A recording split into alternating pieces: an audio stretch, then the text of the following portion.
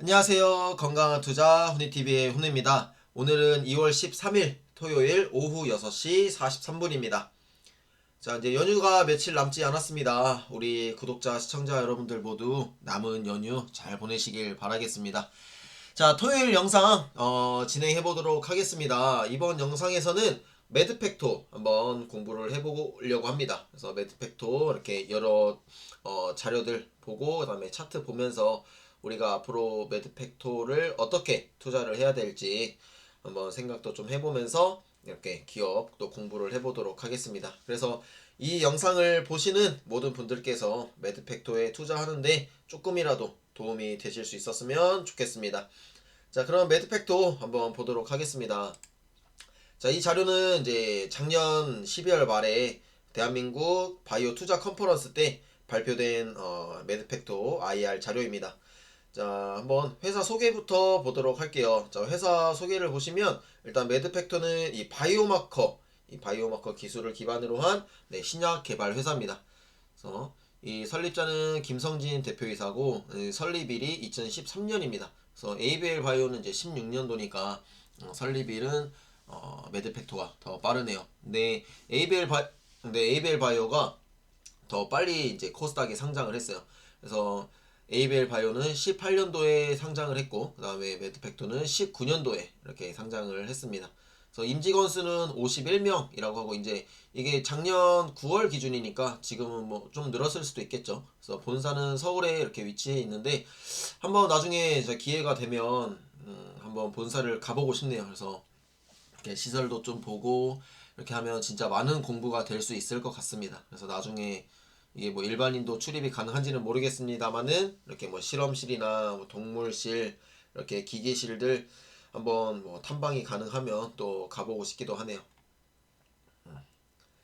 자, CEO가 이제 또 우리가 투자하는 데 있어서 이 CEO의 역량이 굉장히 중요하잖아요. 그래서 이 CEO 소개를 한번 보도록 할게요.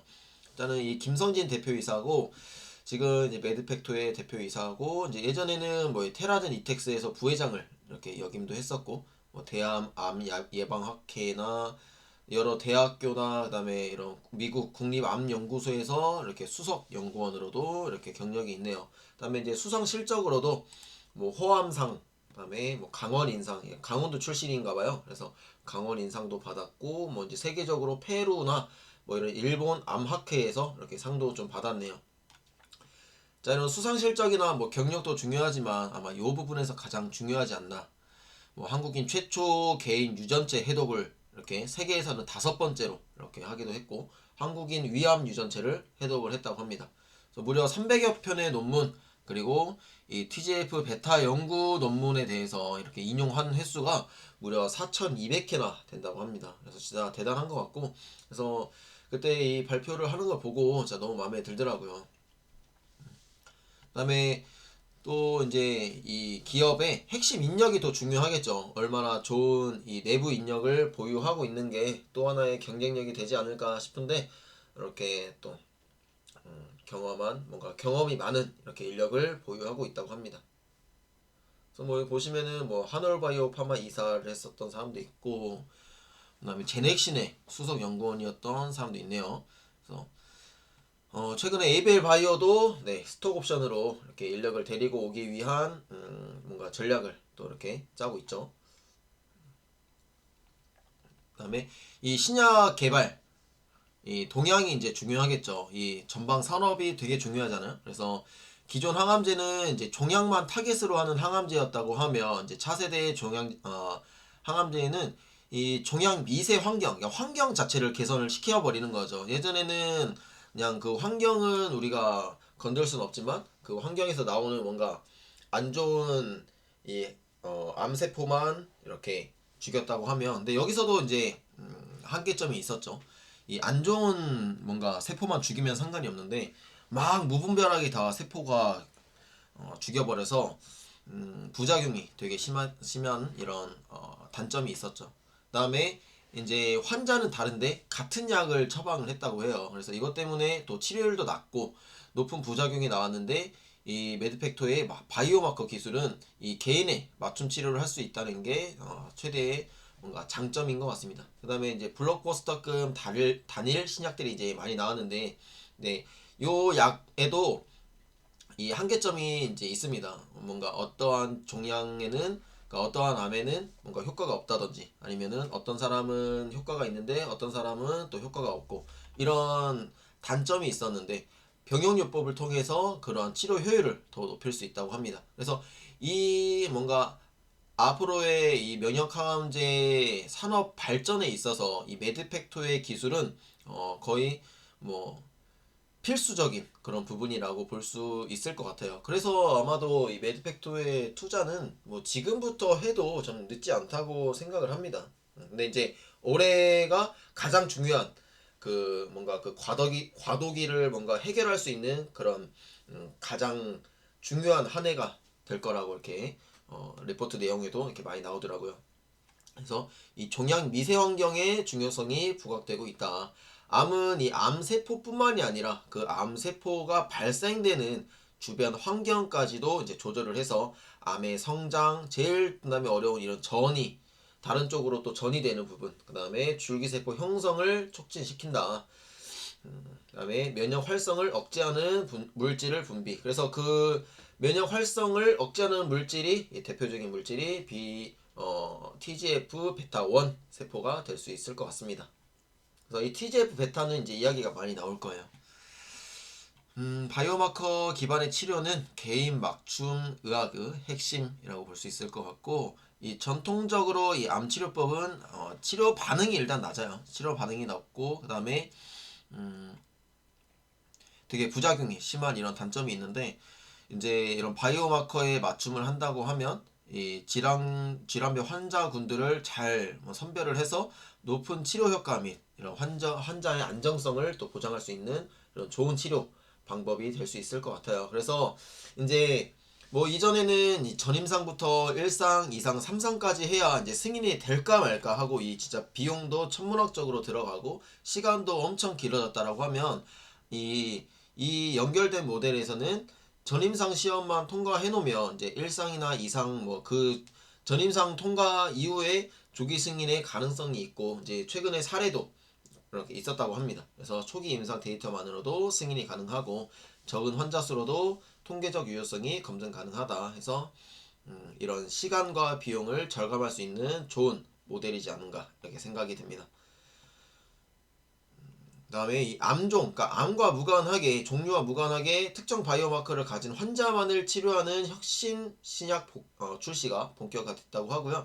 이제 신약이 지금 나온 게 총 3건의 이 FDA 승인이 있는데, 이 머크사의 키트루다, 그다음에 리트락비, 로시, 로즐리트렉, 이렇게 3가지가 있는데, 그 중에 가장 지금 많이 매출이 나오는 게 이 키트루다라고 합니다. 그래서 지금 이 벡토서팁은 이 키트루다와 지금 병용 임상을 진행을 하고 있죠. 파트너십을 체결을 해서 진행을 하고 있고, 작년부터 지금 계속 좋은 데이터들을 발표를 하고 있는데, 올해에도 이제 임상 데이터 발표가 기다리고 있죠. 그래서 이게 발표가 잘 된다면 또 한번 주가가 상승할 수 있지 않을까 이렇게 생각이 듭니다. 네, 항암제 매출 1위라고 해요. 그래서 이 키트루다 때문에 이 머크가 전 세계 글로벌에서 10위 안에 이렇게 올라왔다고 합니다. 그래서 이 매드팩토의 바이오마커 기반 파이프라인을 보시면 이 벡토서팁이 가장 이제 중요한 파이프라인이 될 것 같고, 이 그러니까 매드팩토는 지금 이 벡토서팁만 많이 알려져 있는데, 이제 좀 보니까 이런 몇 가지의 파이프라인이 더 있더라고요. 그래서 이 MA-B2, 그 다음에 MO-B2 진단키트와 이 항암제, 항체 항암제와 그 다음에 이 저분자 화합물 항암제까지 3가지의 파이프라인도 있다. 그래서 아마 벡토서팁에 대한 기술 이전이 일어나고 뭔가 연구가 더 진행이 된다면 이 나머지 파이프라인 연구도 더욱더 활발히 진행될 수 있지 않을까 이렇게 생각이 들고요. 벡토서팁의 진짜 최대 장점은 엄청나게 다양한 거의 모든 암에 적응이 가능하다는 겁니다. 그리고 이 MA-B2 같은 경우는 이 유방암, 이따가 또 얘기가 나올 겁니다. 그래서 이따가 또 한번 보도록 하겠고요. 이 벡토서팁의 장점, 이렇게 이제 기존은 이 BGF 베타 세포제가, 이 베타 세포가 뭔가 우리의 몸에서 암 세포를 이렇게 증가시키는 역할을 한다고 해요. 그래서 얘를 수용체를 억제하는 이런 기전으로 되어 이렇게 치료가 가능한 게 백토서팁입니다. 그래서 BGF 베타 세포제, 요것만 세포제를 계속 세포만 잘 기억을 하시면 될 것 같습니다.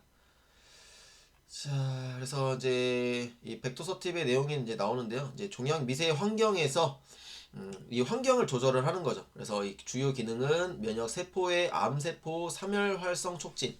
그래서 T세포. T세포는 그때 ABL 바이오 내용에서도 좀 나왔었죠.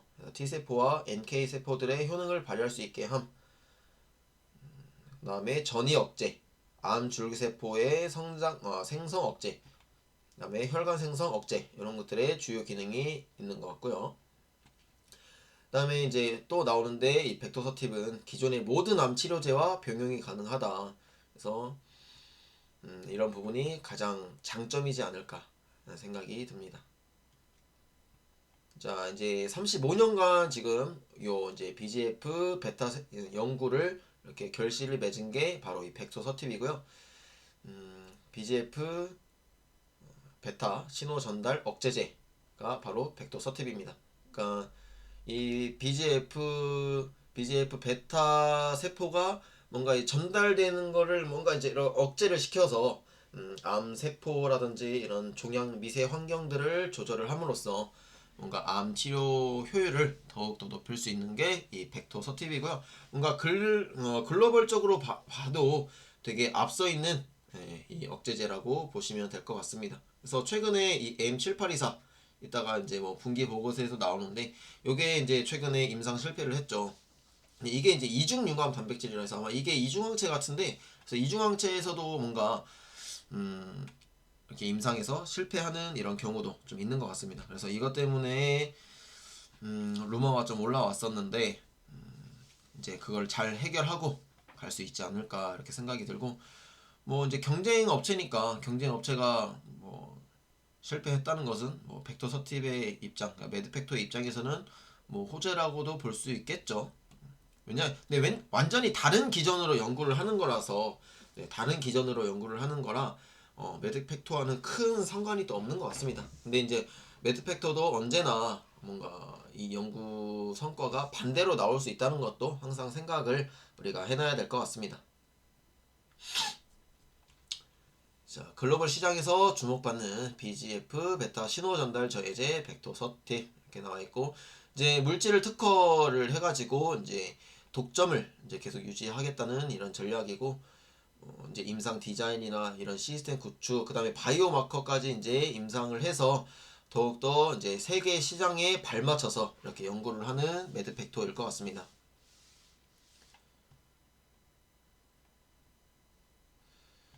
다음에 이제 독성이 낮고 우수한 효능을 가진 백토서팁, 글로벌 제약사의 면역 항암제와 병용 임상 진행. 그래서 지금 이 머크와 지금 키트루다. 그러니까 우리 지금 전 세계에 으뜸인 이 치료제와 지금 병용 임상을 하고 있습니다. 이 두 건의 그리고 세 가지의 암종에서 지금 이렇게 진행 중이고요. 그다음에 아스트라제네카 다들 아시죠? 이 코로나 백신 때문에 또 우리나라 국민들이 많이 알게 된 이 아스트라제네카인데, 이 임핀지가 주력 면역 항암제라고 해요. 그래서 이 비소세포 폐암과 방광암에 대해서 지금 공동 임상을 진행을 하고 있다라고 합니다. 그래서 미국 임상 1상 결과에서는 단독 투여 임상 결과가 높은 안정성, 그러니까 백토서팁으로만 해도 높은 일단은 안정성은 보장이 됐다. 근데 여기에 플러스 병용 임상까지 하면 더욱더 좋은 효과가 난다고 해요. 그래서 고농도 임상에서도 독성 안정성을 확보했고, 병용 투여에서도 어떤 약에는 안 맞을 수도 있잖아요. 안 맞을 수도 있는데 병용 투여에서도 안정성을 일상에서 확보를 했다고 합니다.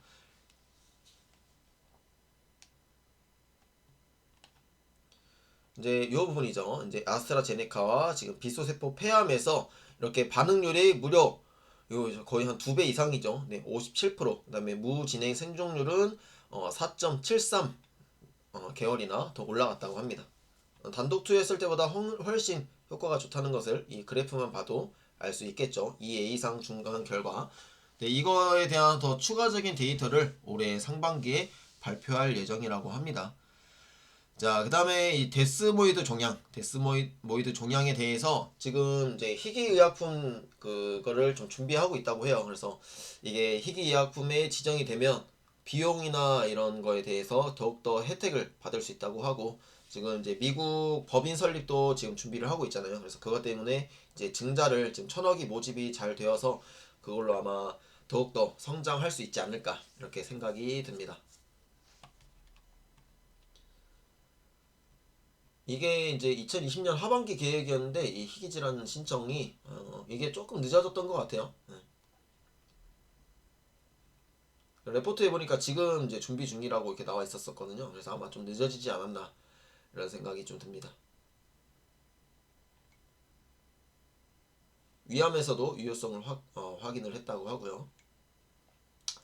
그다음에 이제 모든 암 치료와 병용 가능성을 증명하는 다수의 임상을 진행 중이라고 하고 있고요. 뭐 위암, 췌장암, 데스모이드 종양, 뭐 대장암, 뭐 비소세포 폐암, 방광암, 그다음에 다발성 골수종, 그다음에 골수 증식 종양까지 이렇게 여러 개의 지금 걸 임상을 진행 중인데, 그 중에 가장 중요한 게 이제 이 부분 키트루다와 하고 있는 부분과 아스트라제네카의 임핀지와 하고 있는 게 가장 중요한 임상이지 않을까 이렇게 생각이 듭니다. 그다음에 이 데스모이드 종양도 잘 돼서 희귀의약품 지정에 성공을 할 수 있었으면 좋겠습니다. 이제 이벤트가 이제 중요하겠죠. 이제 2월 달에도 최장암 발표가 이제 기다리고 있다고 하고, 폴폭스와 병용하고 있는 폴폭스 여기 있죠. 최장암 이제 36명의 목표 환자 수를 대상으로 해서 지금 아마 발표를 할 것 같고, 이제 4월 달이 가장 중요하겠죠. 이제 췌장암과 이 데스모이드 종양 유방암에 대한 이 전임상 단계를 발표할 거라고 합니다. 그다음에 6월 달에 아스코에서는 위암과 대장암, 비소세포 폐암에 대한 이 이상 거의 이상이네요. 네, 이상 발표를 지금 이렇게 준비하고 있는 것 같습니다. 그래서 우리가 기대해 볼 만한 거는 일단은 1차적으로 그 3월 달과 6월 달, 3, 4, 5, 6 다 기대가 될 것 같아요. 그래서 못해도 6월 달까지는 한번 주가가 어떻게 움직이는지 지켜봐야 되지 않을까 이렇게 생각이 드네요. 자, 바이오마커도 되게 중요한 기술이고,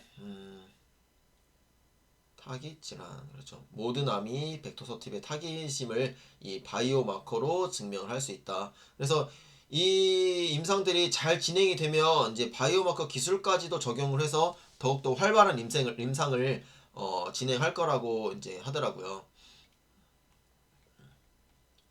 이제 주요 파이프라인을 보시면 네, 이 벡터서팁뿐만이 아니라 네, 이렇게 BAG2를 표적으로, 이걸 이제 표적으로 하는 항체 치료제를 개발 중이다 라고 하고요. 이게 이제 유방암에 가장 효과적인 지금 그 유방암 내용이 이따가 또 분기 보고서에서 나올 건데 되게 중요한 부분일 것 같습니다.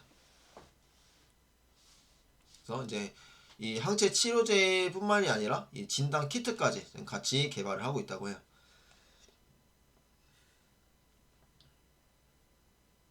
그래서 이 BAG2 단백질이 현저히 높게 발현된 암에서 우수형 병용 투여 효과가 있다고 하고요. 그 암은 유방암, 흑색종이 이제 피부암인데, 피부암에서 가장 위험한 이 암이 흑색종이라고 합니다. 그다음에 이제 대장암, 췌장암까지 이렇게 좀 효과가 탁월한 것 같습니다. 근데 이제 유방암 같은 경우는 치료가 진짜 어렵다고 해요. 근데 그 치료제를 지금 거의 전 세계에서 이 매드팩토가 유일하게 지금 개발하고 있는 게 바로 이 MAB2라고 합니다.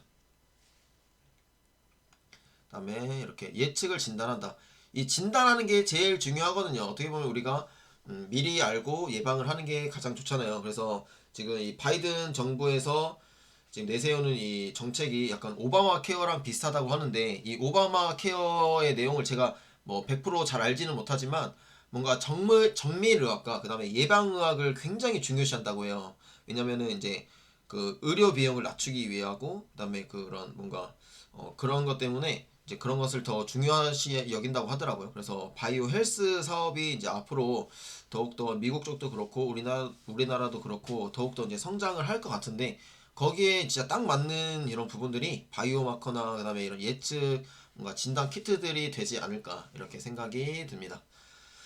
그래서 이 삼중 음성 유방암, 유방암 중에서도 진짜 악질의 이 유방암이라고 해요. 그래서 이거를 지금 치료할 수 있는 유일한 방법이, 그러니까 이게 거의 진짜 치료가 엄청 어렵대요. 근데 이거를 치료할 수 있는 방법이 요 MAB2가 이제 될 거라고 해서 이 물질을 지금 개발을 하고 있다고 합니다. 이따가 또 자세히 한번 보도록 할게요. 다음에 이런 저분자 화합물, 이제 저분자 화합물은 그 ABL 바이오 파트에서도 이렇게 한번 나왔었는데, 요 밑에 이제 이 표적 항암제의 두 가지 방식 중에 하나는 이제 저분자 화합물 방식이 있고, 그다음에 항체 분자 방식이 있는데, 이제 메드팩토는 이 저분자 화합물 방식의 뭔가 이 물질을 지금 개발하고 있는 것 같습니다. ABL 바이오는 약간 그 타겟이죠, 타겟. 그래서 또 파이프라인을 이제 더욱더 확장을 할 계획도 있다고 합니다. 신규 신약을 타깃으로 한, 네, 이런 이 진짜 경험이 중요하겠죠. 게놈 염기 서열 최초 해독 경험을 기반으로 다양한 암종에서 과화 발현되는 신규 유전자 후보군을 다수 발굴해서 더욱더 파이프라인을 확장할 수 있지 않을까, 이렇게 생각이 듭니다. 네, 일단은 뭐 이 정도로 이 PPT 내용은 좀 보도록 하겠고요. 이제 사업 보고서를 한번 보도록 하겠습니다. 자, 사업 보고서 이제 여기 24페이지부터 경쟁 상황부터 한번 보도록 하겠습니다.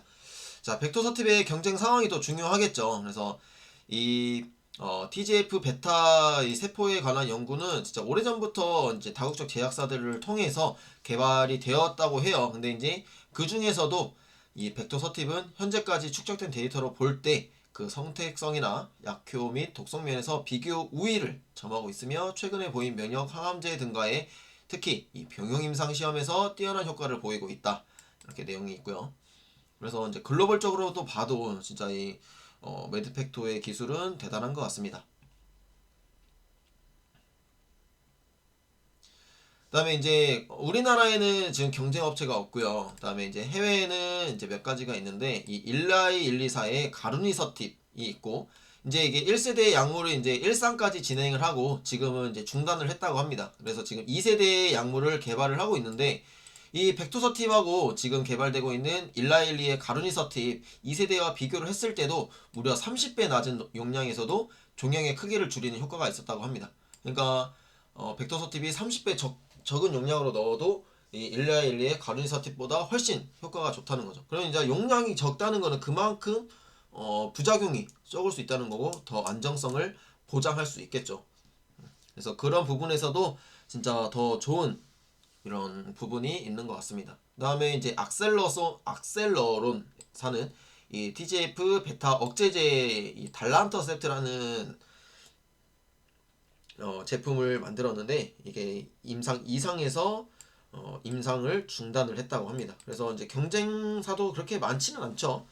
그다음에 이 EMD 세로노가 개발 중인 이 TGF 베타 억제제는 이 저분자 화합물이 아닌 이제 면역관문 그 이제 에이벨 바이오 쪽에서 나왔었죠, 내용이. 그래서 이 PDL1, 그러니까 그 이제 세 가지가 있는데 PD1, PDL1 그리고 이제 한 가지가 더 CTLA4라고 하는 이 세 가지가 지금 승인을 받았는데 그 중에 한 가지인 이 PDL1을 표적으로 하는 이중 표적 항체 이제 이건데 이게 이제 M7824입니다. 근데 이게 최근에 임상 중단이 되었죠. 그래서 지금 이거는 그 전이기 때문에 그 내용이 없는데, 그래서 이것 때문에 루머에 휩싸이게 된 겁니다. 그래서 이 M7824는 지금 그 전에도 근데 문제가 굉장히 많았었더라고요. 그래서 이렇게 투여 용량에 대한 조절 어려움이 단점으로 지적이 되어 있고, 그 다음에 최근에는 또 피부 발진을 일으켜서 여러 번 치료를 중단을 했다고 합니다. 그래서 이미 뭔가 좀 어려웠던 부분이 있었던 것 같아요. 그래서 뭐 이런 경쟁 업체들의 지금 현황들을 봐도 이 벡터서팁은 진짜 거의 뭐 우위에 이렇게 위에 있을 수밖에 없지 않나, 이런 생각이 좀 듭니다.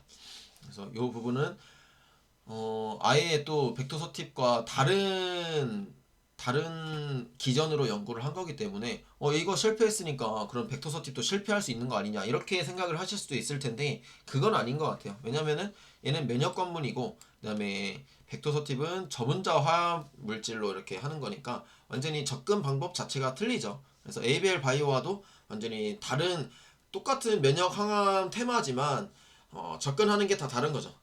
그래서 이렇게 따로따로 보시면 좋을 것 같습니다. 그래서 두 기업 다 투자를 하는 것도 뭐 나름 괜찮지 않나 이렇게 생각이 됩니다. 그래서 저는 둘 다 지금 투자를 하고 있죠. 근데 매드팩토는 지금 많이 하락을 했으니까 좀 비중을 늘려볼까라는 고민도 좀 있습니다. 근데 워낙 지금 다른 테마에 밀려버려가지고 참 아쉽네요. 바이오만큼 또 매력적인 게 없는데 그래서 이 저분자 화합물인 벡터서팁은 최적의 용량으로 투여하여 유해한 부작용을 피할 수 있다는 우월성을 가지고 있습니다. 이제 우월성이 있을 수밖에 없겠네요. 자, 그다음에 이제 요 부분 이 3중 음성 유방암에 대해서는 경쟁이 없어요. 예, 경쟁이 없습니다. 지금 벡터서팁이래. 매드팩토가 지금 유일합니다. 그 이유를 한번 볼게요.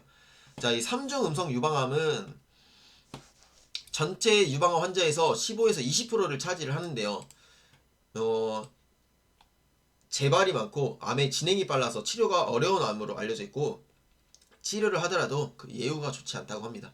그다음에 무진행 생존 기간이 평균 6개월 미만으로 그러니까 이 암에 대해서 진단을 받고 나면 거의 뭐 시한부 판정을 받은 거라고 또 볼 수 있겠죠. 그래서 표준 치료는 이제 화학요법과 방사선 치료를 동반한 한 수술이라고 합니다. 그래서 이 화학요법이 들어가니까 이 뭔가 저분자 화학 이런 게 들어갈 수밖에 없겠죠. 그다음에 이제 이 면역 관문 억제제의 미반응률이 그러니까 치료를 했을 때 이 면역 관문 억제제로 치료를 했을 때 무려 70에서 80%는 효과가 거의 제한적이라고 합니다. 그래서 거의 치료 효과가 이 정도면 뭐 없다고 또 봐야겠죠.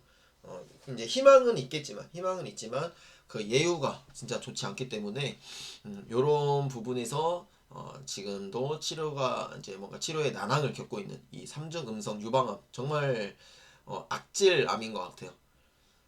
그래서 이제 이 암을 타겟으로 여러 임상이 진행이 됐지만 유의한 치료 효과는 보이지 않았다고 합니다. 그런데 이제 이 MAB2가 표적으로 하는 단백질이 이 3중 음성 유방암에서 특이적으로 과발현한다는 사실을 세계 최초로 밝혔다고 합니다. 그러니까 이 3중 음성 유방암이 생긴 사람들이 가지고 있는 이 암세포가 이제 단백질이 있잖아요. 그 단백질을 표적으로 하는 물질이 MAB2라는 게 세계 최초로 밝혀졌다고 합니다. 그래서 신규 항암 표적 후보 유전자 지금 후보예요. 그래서 이거를 이제 계속 개발을 하고 있겠죠. 그래서 이제 항체 치료제인 MAB2의 개발과 함께 이 진단 키트까지 개발을 동시에 이렇게 개발을 하고 있으며 경쟁 상대는 없습니다. 경쟁 상대가 없을 수밖에 없겠죠. 이렇게 진짜 어려운 암이기도 하고 하다 보니까 경쟁 상대가 좀 뭔가 연구하기 더 어려운 그런 분야인데 매드팩토는 그쪽에 지금 이렇게 진단 키트와 치료제까지 같이 개발을 하고 있다고 합니다. 그래서 이게 지금 전임상 진행 중일 텐데요. 보면은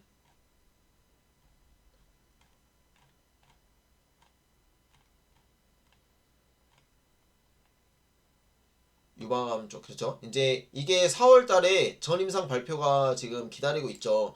그래서 전임상 발표를 한번 기대해 봐야 될 것 같습니다. 워낙 치료 효과를 보기 어려운 이 암이기도 하고 해서 실패할 가능성도 뭐 있겠죠. 근데 있겠습니다만은 일단은 지금 이 유전체 분석을 했고 뭔가 기전을 어느 정도 밝혀냈으니까 그래도 조금 기대는 걸어볼 만은 하지 않을까. 이게 뭐 두루뭉술을 한 게 아니니까 기대를 해볼 만하지 않을까 이렇게 생각이 듭니다. 자, 그다음에 이제 시장 점유율을 보시면은 이제 머크가 이제 원래 10위권 밖에 있었는데 2017년도에 여기 보시면 16년 10위밖에 있던 머크가 이 명역 항암제 키트로다가 매출 성장이 엄청나게 폭발적으로 증가하면서 2022년까지 7위까지 올라설 것으로 전망이 된다고 합니다. 그래서 이 지금 머크와 파트너십을 맺고 있는 벡터 서팁도 뭔가 이런 머크의 성장에 좀 뭔가 이 성장에 대한 수혜를 좀 받을 수 있겠죠. 그다음에 이제 파이프라인의 다양한 병역 요법으로서 사용성을 확장한다 나와 있는데, 이제 이 아까 그 PPT 내용에서도 좀 나왔던 내용인데, 이제 앞으로의 암 치료가 이제 한 가지 항암제만 처방하던 단일 요법에서 이제 병용 요법으로 이렇게 패러다임이 변화하고 있다. 이 패러다임의 변화와 그다음에 이제 바이오, 그러니까 거의 산업의 트렌드에 맞는 게 또 이 매드팩토가 아닌가 이렇게 생각이 듭니다. 그래서 이제 가장 중요한 게 이런 빠른 허가와 이제 시장 진입. 이제 지금은 매드팩토가 매출이 없잖아요. 근데 이제 지금부터라도 이제 이렇게 바이오 마커 기술이 더욱더 활발하게 진행이 되고 이제 이런 부분이 있으면 올해는 그래도 매출이 가능할 수도 있지 않을까. 올해 지금 기술 이전을 추진한다고 했거든요. 이 벡터 서팁에 대해서. 그러면은 충분히 매출이 발생할 수 있지 않을까 이렇게 생각이 들고, 이 빠른 허가와 이 시장 진입은 또 매드팩토에서도 되게 긍정적인 부분이 될 수 있을 것 같습니다. 그래서 이렇게 바이오 마커를 가진 항암제를 암종에 상관없이 허가한 전례가 있습니다. 그러니까 일단 이런 사례가 있다는 거겠죠.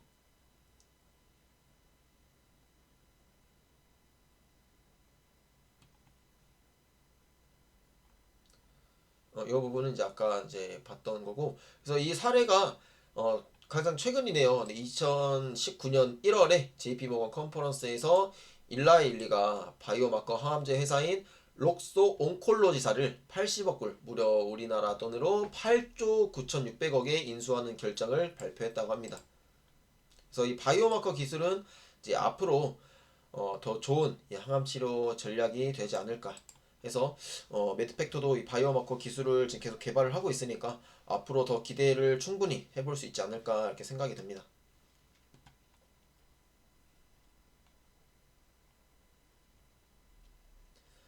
그다음에 이제 이 부분도 이제 또 중요한데요. 이 제네텍 그룹의 발표 논문에 의하면 이 PDL1, 이제 PDL1이 이 면역 항암 치료제 세 가지 중 한 가지예요. 이제 PD1, 그다음에 PDL1, 그다음에 CTLA 뭐 이렇게 지금 세 가지의 면역 항암 치료제가 FDA에 승인이 됐는데, 그 중 한 가지 PDL1 치료제에 반응하지 않는 환자가 이 베타세포의 반응 유전자가 높다는 결과를 보였다고 합니다. 그래서 이 TBRS가 이 벡터서팁의 바이오마커예요. 그래서 이 물질을, 이 유전자를 가지고 있는 사람은 이 바이오마커에 걸려들 이제 가능성이 있는 거죠. 그래서 그걸 이제 사전에 치료를 하거나 그 유전자를 어떻게 뭐 없애거나 뭐 이렇게 이제 미리 예방을 할 수 있겠죠.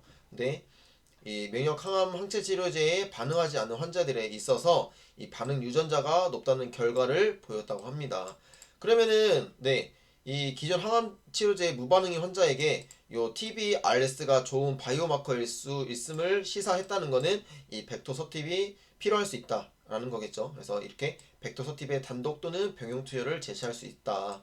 그래서 벡터서팁은 더욱더 이런 면역 항암 치료제가 반응이 하지 않는다면, 이것도 어떻게 보면 이 바이오마커 기술을 쓴다면 이 사람이 이 PDL1 치료제가 가능할 것인지도 미리 이렇게 알 수도 있겠죠.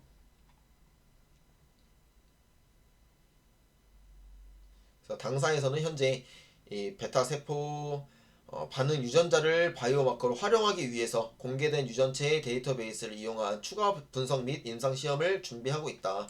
지금 이제 계속 연구를 하고 있겠죠. 그렇죠. 이 기술 이전이나 상업화, 이게 가장 우리에게는 중요한 부분이 아니지 않을까 이렇게 생각이 듭니다. 가장 중요한 부분이겠죠. 자, 그 다음에 이제 제품의 기능에도 이렇게 나와 있는데요. 이 벡터 서팁은 종양 미세 환경의 조절과 관련된 이 DGF 베타 세포를 표적으로 하는 이 혁신 신약이라고 합니다. 그래서 병용요법으로 개발이 되고 있고, 그래서 다양한 진짜 많은 다양한 암을 적응적으로 하고 있다. 그다음에 베타 세포 단백질을 억제해서 암 미세 환경을 조절한다. 그러니까 환경이 좋아져야 암세포가 더 이상 나오지 않겠죠. 그럼 재발률도 떨어질 거고, 그러니까 재발이 될 확률도 떨어질 거고, 부작용도 더욱더 줄여줄 수 있는 게 이 백도서팁이라고 생각이 듭니다.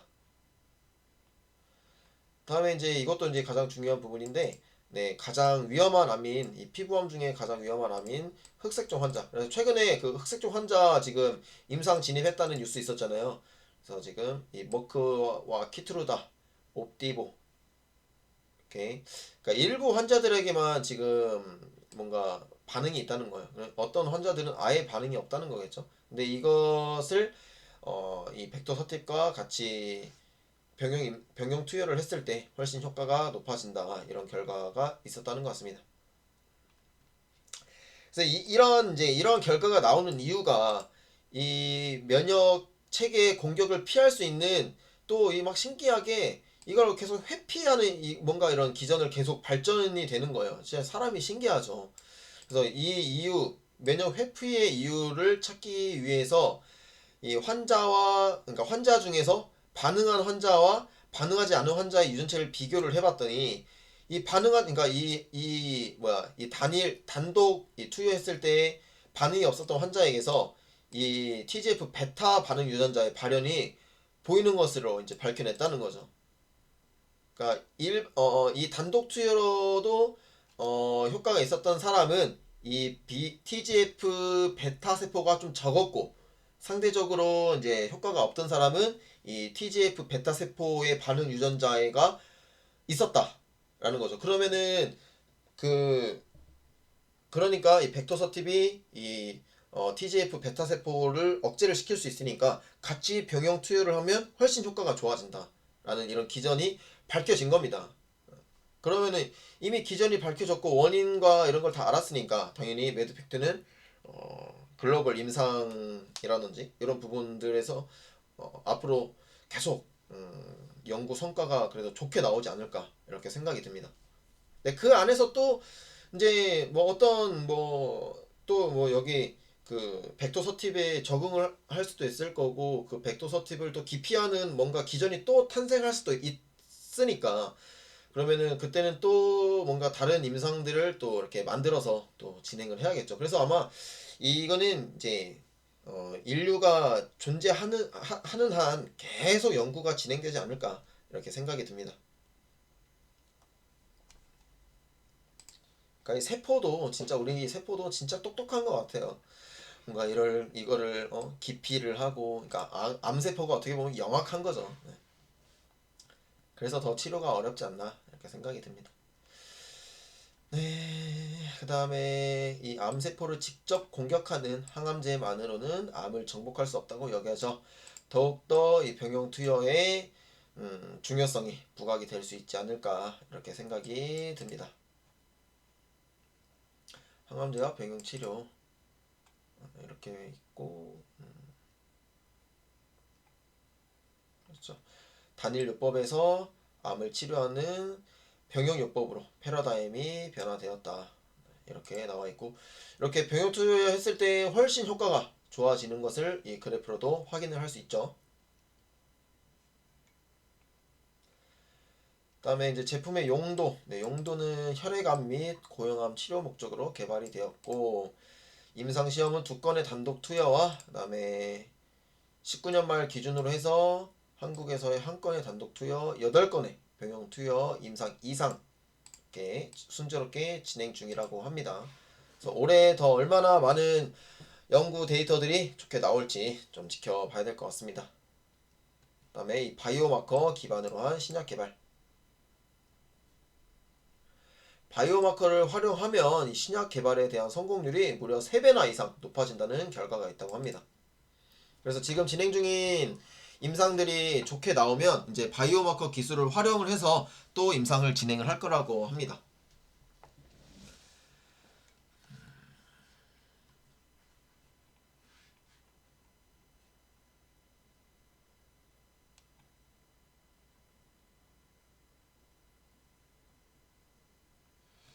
약 15개의 암종에서 이 특징을 보이는, 그러니까 이게 현미 부수체 불안정성이죠. 특징을 보이는 환자군이 종양 반응률과 반응 지속 기간이 우수함을 확인하였고, 이 자료를 근거로 해서 신속 승인을 결정했다고 합니다. 그래서 지금 키투루다는 진짜 엄청난 판매를 지금 이렇게 판매액을 기록을 하고 있죠. 그다음에 18년도 11월에는 이 록소 온콜로지 바이엘사의 신약인 비트락비, 그다음에 뭐 이런 키나제 억제제로서 유전자 융합 변이를 통한 동반한 고형암 환자 대상 임상에서 종양 반응률과 반응 지속 기간에 이득을 보였습니다. 이런 부분도 긍정적인 부분이 있네요. 그다음에 이제 벡터소팁의 바이오마커 기반 개발 전략.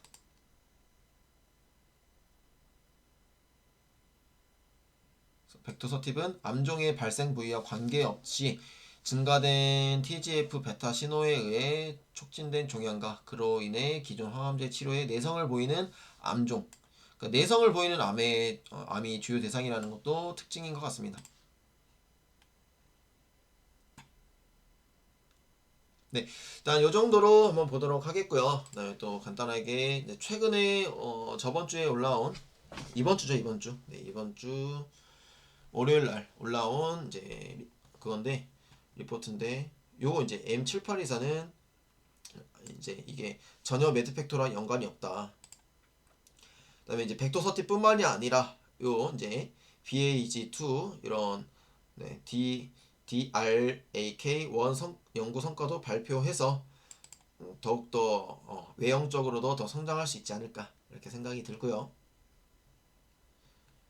이제 4월달에 이제 3건의 주제에 벡터 서팁과 오니바이드 전인상 결과와 유방암 연구 성과, 이것도 이제 진짜 중요하겠네요. 이제 거의 세계에서 단 지금 매드팩토만 연구하는 부분이니까 아마 전 세계적으로도 되게 관심이 많은 부분이 아닐까 이렇게 생각이 드네요.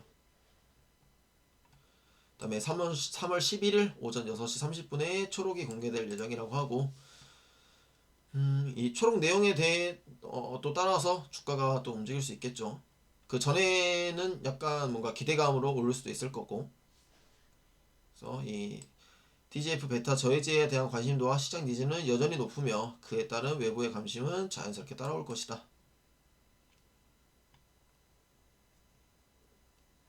이게 이제 M7824가 임상 실패를 선언을 했다. 이렇게 고 무진행 생존율을 충족할 가능성이 낮기 때문에 시험 중단을 경고하였고, 그러니까 일단 권고가 나온 거고 이를 수용을 해서 중단이 됐다.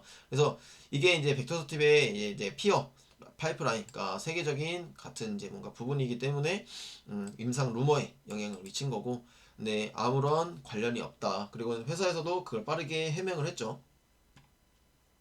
그래서 이미 행보는 좋지 않았다는 거죠. 근데 또 뭐 완전히 실패한 건 아니라고 하네요.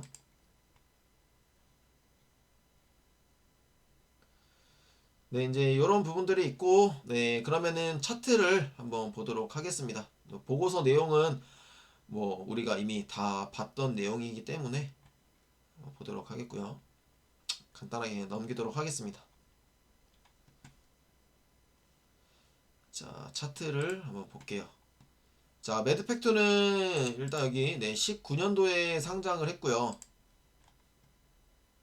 네, 19년 12월에 시작이 돼서 14,000원부터 그래도 지금 13만 4천원까지니까 2년 동안 엄청나게 많이 상장을 했죠. 거의 770% 고점 대비해서 770% 지금 상승을 했으니까, 그 중에서 지금 43% 조정이 나온 것은 뭐 700% 오른 것 중에 43%면 뭐 그렇게 큰 또 그렇게 큰 건 또 아닌 것 같습니다. 근데 우리는 여기 지금 고점에 들어왔기 때문에 어느 정도 이렇게 물릴 수 있다는 것은 또 감안을 해야 되지 않나 이렇게 생각이 들고요.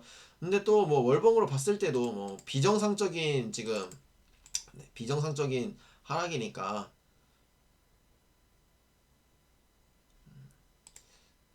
아이고, 이게 참 HTS가 저는 아직까지 좀 쓰기가 어려운 것 같아요.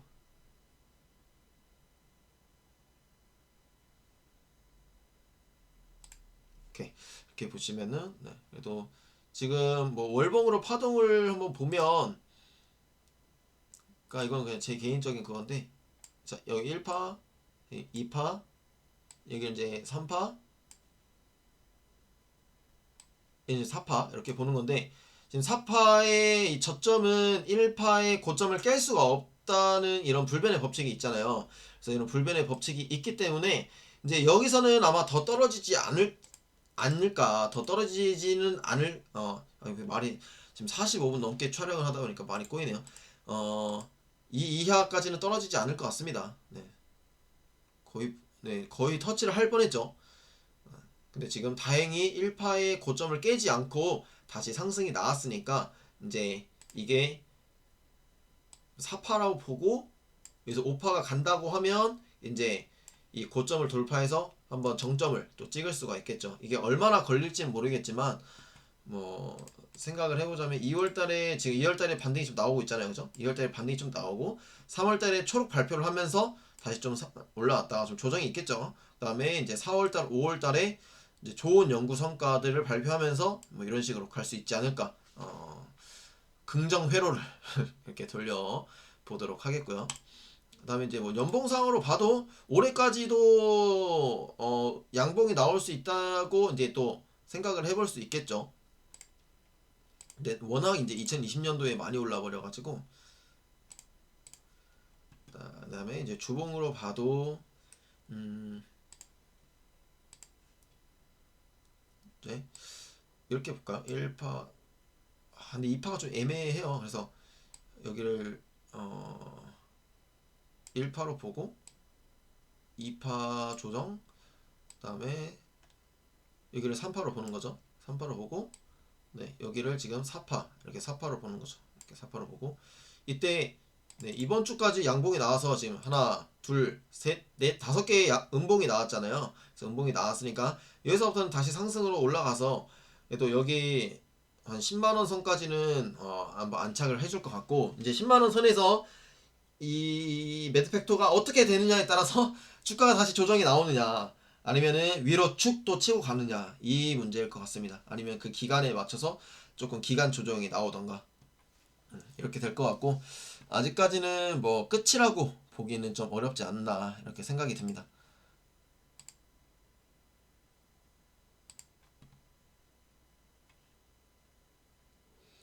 네, 여기도 뭔가 이렇게 이때 저점이 종가가 저가가 15,800원이고 이때가 14,675원, 이때 저가 14,675원이니까 이때가 좀 높기는 한데, 그러면은 뭐 1파, 2파, 3, 3에 하나, 둘, 셋, 넷, 이런 식으로 좀 볼 수 있을까요? 그래서 지금 4파 조정 중, 네, 4파 조정 중으로 좀 보고 대응을 해보면 되지 않을까. 일단 엘런트 파동, 근데 파동이 좀 명확하지는 않네요. 에이벨 바이오도 좀 그렇고. 그래서 이제 앞으로의 주가 흐름이 좀 어떻게 될지 일단은 지켜봐야 될 것 같은데, 저는 긍정적으로 봅니다. 일단은 네, 긍정적으로 보고 못해도 이 10만 원 선까지는 올라올 수 있을 것 같고요. 그렇다라고 하면 뭐 지금부터 모아가는 전략을 좀 취해봐도 되겠죠. 그래서 10만 원을 안착을 해놓고 그때 분위기를 보는 겁니다. 그때 분위기를 봐서 이제 뭐 데이터도 잘 발표가 되고 뭐 하면은 일단은 고점, 네, 일단 여기 고점인 한 12만 1,900원, 그 다음에는 13만 4,200원, 13만 4,200원을 넘으면 이제 또 한 번 역사적 신고가를 쓸 가능성이 매우 높습니다. 네, 그렇기 때문에 어, 충분히 15만원 이상까지도 기대를, 뭐 얼마나 걸릴지 모르겠지만 기대를 해볼 만 하지 않을까, 네, 이렇게 생각이 듭니다. 그래서 일단 매드팩토 다음 주부터 좀 어떻게 주가가 형성이 될지 좀 지켜보면 좋을 것 같고요. 주봉상 그래도 이때 이 마지막 주에 여기에서 좀 이런 식으로 시작이 되면 좀 올라갈 수 있겠죠. 요 정도까지는. 그래서 되게 이 라인이 중요할 것 같습니다. 이 라인이 굉장히 중요할 것 같고, 일봉상으로도 이제 제가 진짜 좋게 봤던 게 이 형태가 굉장히 좋았어요. 이제 고점에서 이렇게 이었을 때, 이렇게 만났을 때, 이때 한번 저는 빵 갈 줄 알았거든요. 그때 제가 한 이때쯤 매수를 했어요. 이때쯤에 매수를 해서 가나 가나 했는데 갑자기 흘러내려 버렸죠. 그래서 항상 반대쪽도 생각을 해놔야 될 것 같아요. 그래서 일단은 이게 뭐 매드팩토 문제로 하락을 한 게 아니기 때문에 이 매드팩토가 앞으로 올해 상반기에만 좋은 성과를 내줘도 충분히 또 한 13만 4,200원 요 부근에서 박스권을 만들 수 있지 않을까 이렇게 생각이 듭니다. 이제 여기서 뭐 13만 4,200원에서 뭐 왔다 갔다 하겠죠. 만약 좋은 성과가 난다고 하면. 그다음에 이제 하반기 때 또 좋은 성과가 나면 이제 이 이상 주가가 업그레이드 될 수 있겠죠. 월봉으로 봤을 때 이제 한번 지금 크게 상승을 했고 여기서 이제 쭉 가다가 또 한 번의 상승이 나오려면 이제 올해가 진짜 매출도 나오고 기술 성과 뭔가 이런 기술 이전도 나오고 해야 앞으로 주가가 더 잘 갈 수 있지 않을까. 그래서 우리는 일단은 지켜보는 방법밖에 없다. 근데 지금 이 상황에서는 뭐 추가 매수를 좀 해도 괜찮지 않을까 이렇게 생각이 들고요. 이제 저 같은 경우는 한 9만 5천 원에서 10만 원 선을 한번 지지를 해주는 거 봐서 한 요 정도 올라오는 거 봐서 매수를 해볼 수 있을 것 같습니다. 그래서 지금 제가 현금이 없어서 제가 보유하고 있는 종목들 몇 개를 좀 정리를 해서 매드팩토나 혹은 에이벨 바이오에 추가 매수를 할 예정입니다. 그래서 저는 그렇게 할 계획이고요. 또 다음 주에 에이벨 바이오나 매드팩토나 또 어떠한 흐름이 나오는지 또 리뷰를 통해서 이렇게 말씀을 드리도록 하겠습니다. 자, 오늘 영상 매드팩토 영상이 되게 길어졌는데 그래도 봐주신 모든 분들께 감사드리고요. 이번 영상은 여기까지 하도록 하겠습니다. 감사합니다.